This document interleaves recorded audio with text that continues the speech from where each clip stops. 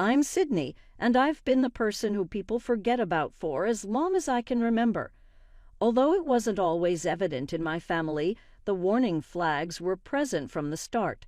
From the day of her birth, my younger sister Julie shone brightly. She had our parents completely enamored with her golden locks and broad grins. But me? My chemistry set was more important to me than forming friendships, thus I was the quiet one. I can very clearly recall my 11th birthday. For weeks I had been leaving clues in the hopes of getting a new microscope. I ended up looking like a cupcake in a fancy frock instead. As I grumbled, "But Mom, I hate dresses." "That's absurd." She grinned and continued, "You look exactly like Julie," not comprehending my agitation.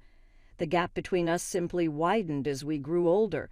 While I concentrated on reading and scientific projects, Julie breezed through school, enchantment in her appearance and demeanor. During supper one evening, Mom said, "Did you hear? Julie has received a prom queen nomination." I responded, "That's great," attempting to seem pleased. "I won first place in the science fair today." Dad remarked, "Oh, that's nice, dear," with hardly any attention. Then he faced Julie once more. "So, Princess, have you picked out your dress yet?" And it was always that way. No matter how significant my accomplishments were, they never appeared to compare to Julie's most recent victory, no matter how minor. For the state science fair in my senior year, I spent months working on a project regarding sustainable biofuels. I was shocked when the winners were revealed. First place goes to Sydney Jake. I was ecstatic. At last I believed that my parents couldn't possibly overlook this. Mom remarked, "That's great, honey," when I informed her. "We are unable to attend the award ceremony," she continued. "Today is Julie's dancing performance, and you are aware of how significant it is to her." My moment of greatness was suddenly forgotten. As my award lay on a shelf collecting dust, I observed them fussing over Julie's cosmetics and outfit. Although I was finding it difficult to accept, I was growing accustomed to it. I was so excited to receive admission letters to prestigious universities that I could not contain my joy. It exceeded my expectations. "Mom, Dad," I got in. I waved a note as I dashed into the living room. A full scholarship and everything. Mom lifted her magazine to glance up. "It's pleasant, my love. Didn't you mention you needed assistance choosing a prom dress, Julie?" My moment of greatness was suddenly disregarded once more. "But it's a full scholarship," I said, this time speaking more quietly. Dad gave me a thoughtless shoulder pat. "Well done, child. Princess Julie, let's go shopping. You can't simply wear anything to prom, can you?" With my admission letter crumpled in my fingers, I watched as they all crammed into the car. Even though I was accustomed to this sensation, it still ached. I packed my things and headed off to college with great expectations, despite the fact that my family didn't give a damn. I was able to be myself for the first time, free from Julie's shadow. College was a new beginning. All of a sudden, my passion for science was valued and even revered rather than strange or dull. Determining to take use of this chance, I immersed myself into my studies. Meanwhile, Julie followed the path our parents had always imagined for her. She went to a local community college, more interested in parties than classes. "College is so hard," she whined during one of our rare phone calls. "I don't know how you do it, Sty." I wanted to tell her that maybe if she spent less time partying and more time studying, she'd find it easier. But instead, I just gave her some vague encouragement and changed the subject. Then, in my second year, Julie dropped a big surprise. "I'm engaged," she squealed over the phone. "Paul proposed last night. Isn't it romantic?" Paul, her high school boyfriend. The same guy who once asked me if science was, like, really hard and stuff. "That's great, Julie," I said, forcing some excitement into my voice. "Have you set a date?" "We're thinking right after graduation," she gushed. "Oh, Sydney, it's going to be perfect. You'll be my maid of honor, won't you?" The wedding was exactly what you'd expect. Julie looked stunning. Paul looked uncomfortable in his tux, and I stood there in a frilly pink dress, smiling for the pictures. "Isn't this perfect?" Mom whispered to me during the reception. "This is what every mother dreams of for her daughter." I wanted to ask if she had ever dreamed of anything for me, but I kept quiet. This was Julie's day after all. I focused on my studies and later on my career, while Julie's life played out exactly how our parents had always dreamed.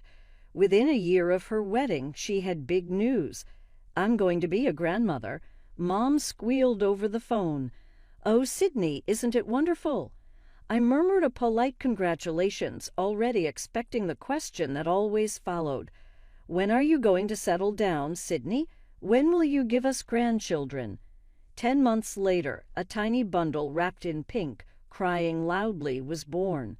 I flew home for the weekend, playing the role of the loving aunt while ignoring the not-so-subtle hints from my parents.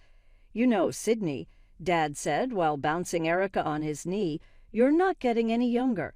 Don't you want this for yourself?" I clenched my teeth and forced a smile. "I'm focused on my career right now, Dad." Mom shook her head. "Careers are fine, dear, but family is what really matters." I wanted to remind her that they had never cared much about my career before, but instead I just smiled and changed the subject. 3 years later, Julie had another baby, Nick.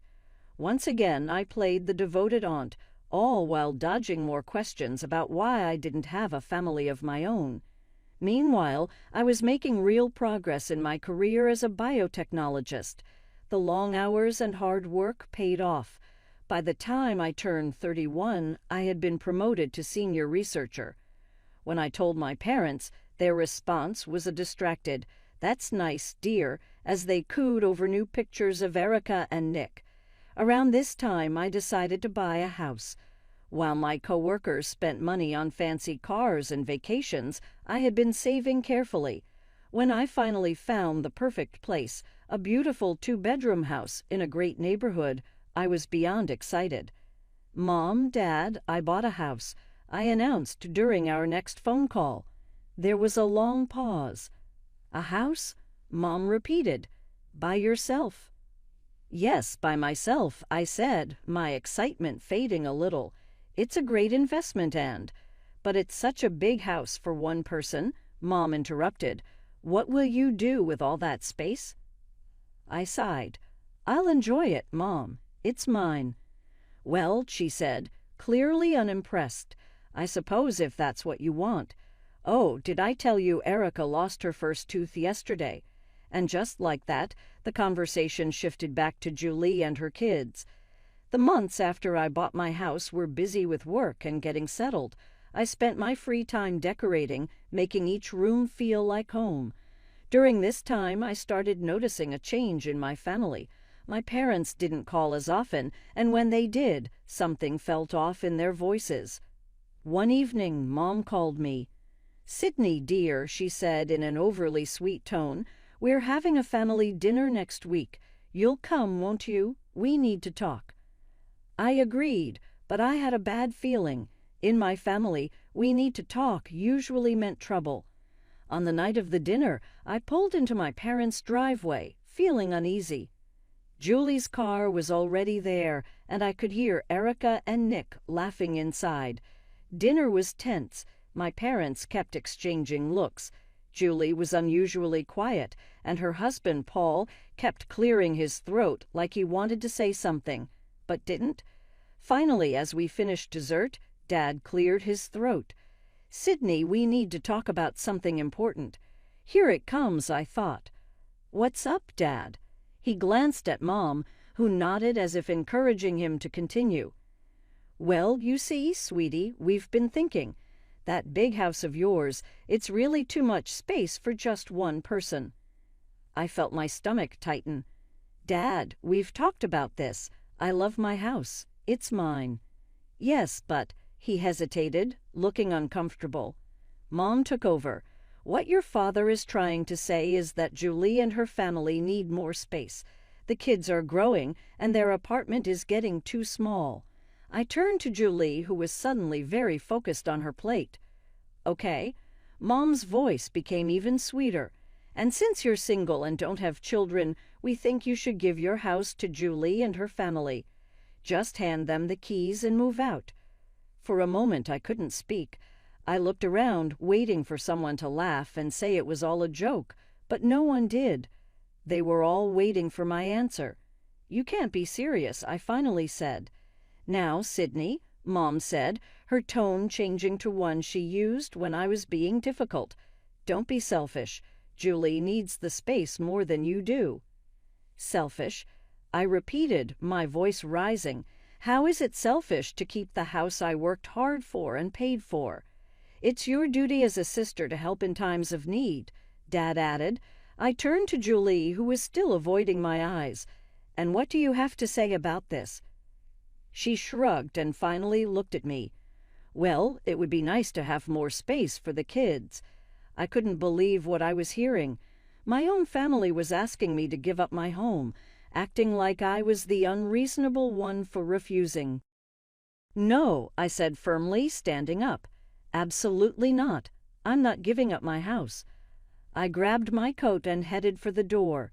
As I walked out, my father called after me. "Think about it, Sydney. Family should come first." The days after that awful family dinner felt like a blur of shock and anger. I kept replaying the conversation in my head, unable to believe they had the nerve to ask me for something so outrageous.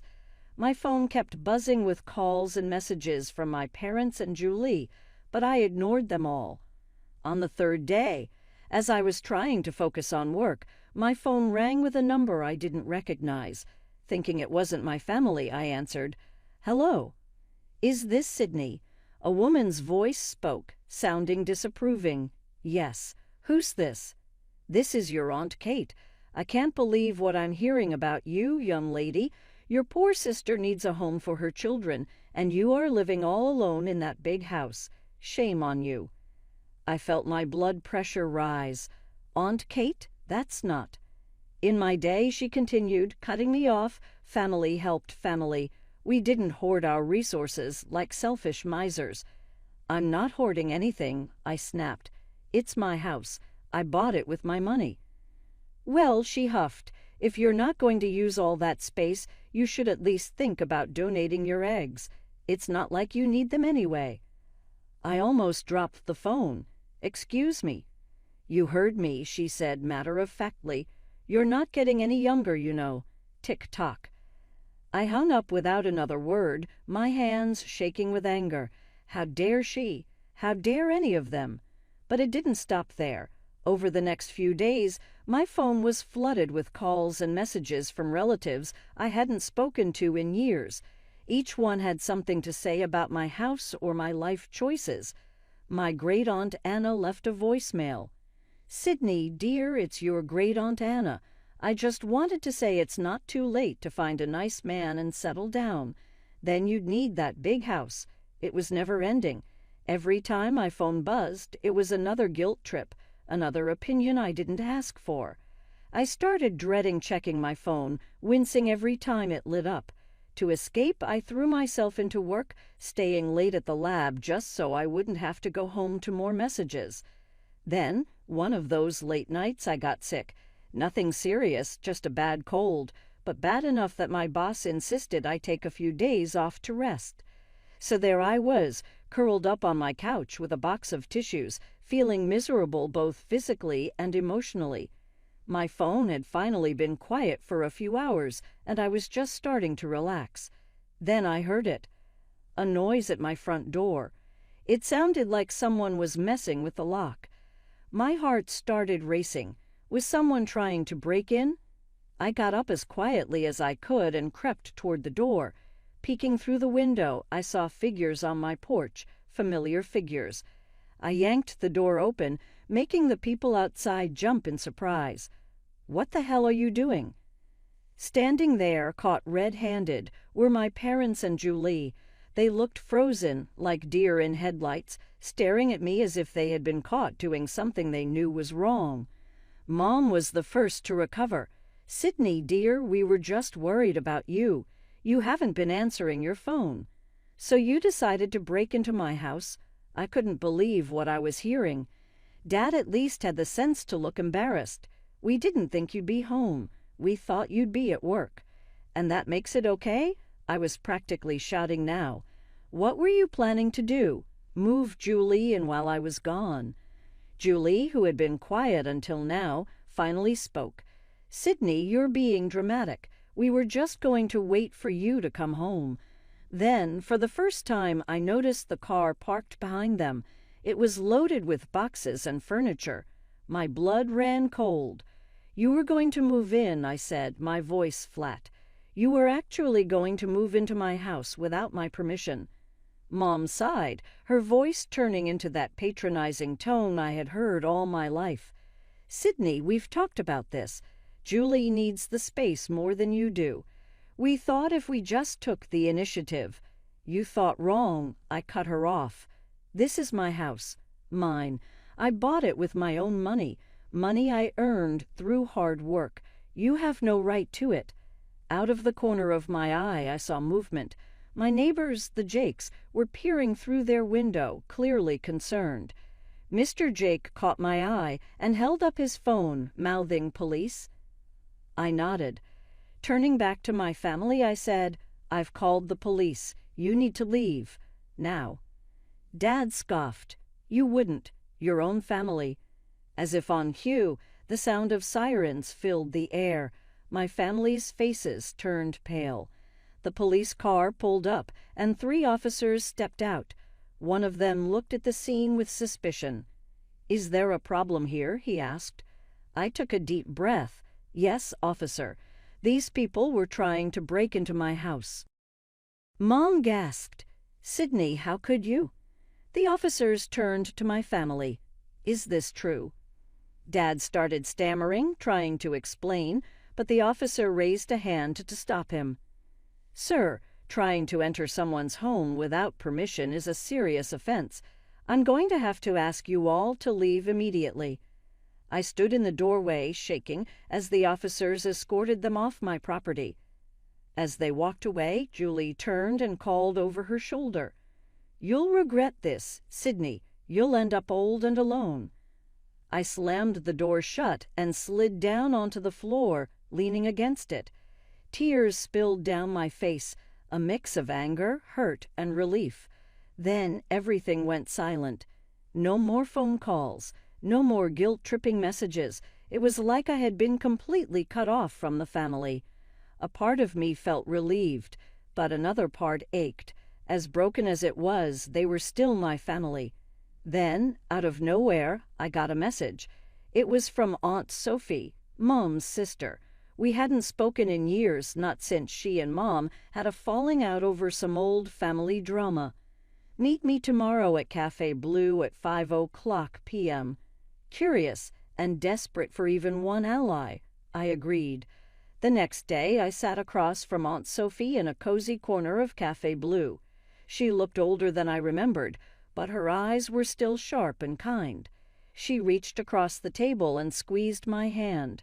Sydney, I'm so sorry for everything. You've been through, she said. Your mother called me, trying to get me on her side. But there's more to this story than you know. That's why I wanted to meet you. I leaned in, my curiosity growing. What do you mean? Aunt Sophie sighed. Your parents and Julie, they're in serious financial trouble. I frowned. What? How? She gave me a sad look. Julie and Paul have been living beyond their means for years. Expensive cars, designer clothes, fancy vacations, all bought with credit. I shook my head in disbelief. But why? How did it get this bad? It's worse than that, Aunt Sophie continued. Paul has a gambling problem. A serious one. He's been secretly draining their accounts for years. Everything started to make sense. The desperate attempt to take my house, the constant pressure from my parents. I swallowed hard. What about Mom and Dad? Aunt Sophie's face turned grim. They lost a huge amount of money in a pyramid scheme a few years ago. They've been struggling ever since. Their plan was to move in with Julie and Paul as soon as they got your house. I sat back, shocked. "How do you know all this?" Aunt Sophie sighed. "I work at the bank where they all have accounts," she explained. "I noticed some strange activity and started looking into it. When I confronted your mother about it, she cut me out of the family." My head was spinning. All this time, while I had been working hard and saving, my family had been digging themselves into a hole, and when things got bad, they tried to drag me down with them. "Sydney," Aunt Sophie said gently, "I know this is a lot to take in, but I think it's time we do something about this. If you're willing, I have an idea." Armed with everything Aunt Sophie had told me, we decided to dig deeper. We hired a private investigator, a tough, no-nonsense woman named Chris. She came highly recommended. For weeks, we waited anxiously as Chris did her work. Finally, she called us in for a meeting. What she revealed left us speechless. The shocking truth: Paul, Julie's husband, had been living a double life. He was having an affair with none other than my cousin, Michelle, Uncle Jacob's daughter. "He's been secretly sending her money for months," Chris explained, laying out bank statements and hotel receipts. "Expensive gifts, weekend getaways, you name it." I felt sick. "But where did he get the money?" I asked, though deep down I already knew the answer. Chris's face turned serious. "From his gambling wins and from your parents." Aunt Sophie and I exchanged stunned glances. The betrayal ran deeper than we ever imagined. We decided to hold a family gathering at my house. The irony wasn't lost on me. The same house they had tried to steal from me would now be the place where everything fell apart. On the day of the gathering, I watched as my family arrived, their faces full of curiosity and smugness. They probably thought I had finally given in to their demands. Once everyone was seated, I stood up. My heart was pounding, but I was ready. "I called you all here today because there are some things you need to know," I began. Then I laid everything out: the financial troubles, the gambling addiction, the affair. With each revelation, I watched their faces drain of color. Julie jumped up, tears running down her face. "It's not true." She screamed before collapsing into sobs. "Paul, tell them it's not true." But Paul was already halfway to the door. Uncle Jacob, his face twisted in anger, grabbed him by the collar. "You son of a," he growled. "That's my daughter you've been messing around with." Not because of what they had done, but because their financial collapse was now public knowledge, my parents sat stunned. The same family who had been so critical of me abruptly altered their minds. In a whisper, Aunt Kate said, "We had no idea." Somebody else muttered, "Sydney, we're so sorry." For the first time in a long time, I felt free as the anarchy erupted all around me. I was oddly at ease. At last, the truth was known. The machinations and falsehoods had all been revealed. Our family was severely appended in the weeks that followed. Julie filed for divorce because she couldn't forgive Paul for adultery. She and the children moved back in with our parents since they had nowhere else to go, but that arrangement didn't last long. They had to relocate into a tiny leased apartment after the bank foreclosed on their home, which was smaller than my living room and housed 6 people. From a distance, I observed everything as it happened. I had to make the painful choice to sever my familial ties after many restless nights and much introspection. One afternoon, Aunt Sophie informed me over coffee, "You're doing the right thing, Sydney. It's not easy, but it's necessary for your mental health and happiness." My rock had been Aunt Sophie. When my own family failed me, I turned to hers. The highlight of my new existence was our weekly coffee sessions. I eventually found a new rhythm as the weeks stretched into months. I had more time to devote to myself without the incessant drama and expectations of my family. However, that led to the unexpected discovery that I felt lonely. "You know," Aunt Sophie once said, "there's a whole world out there aside from work and home. How about giving something new a try?" I joined a local rock climbing group at her advice. When I put on the harness for the first time, I experienced an exhilaration I hadn't experienced in years, even though it was well outside of my comfort zone. It was there that I met Mark. With his powerful hands deftly controlling the rope, he was assisting another climber. My heart skipped a beat when he turned and smiled warmly at me. "First time," he said, observing my apprehensive fiddling with the equipment. "Isn't that obvious?" I chuckled. Aunt Sophie was my strongest ally through it all. She turned into the mother figure I had always wanted but never experienced. She sat me down one day with tears in her eyes. Softly, "Sydney," she murmured, "I have something I would like you to know. I have a new will. I'm going to let you handle everything." With tears running down my cheeks, I gave her a hug. How drastically my life had altered was beyond my comprehension. Although it hadn't been simple, the journey had brought me to my destiny. I was at last prepared to face whatever was ahead thanks to Aunt Sophie's love, Mark's encouragement, and a fortitude I never realized I possessed.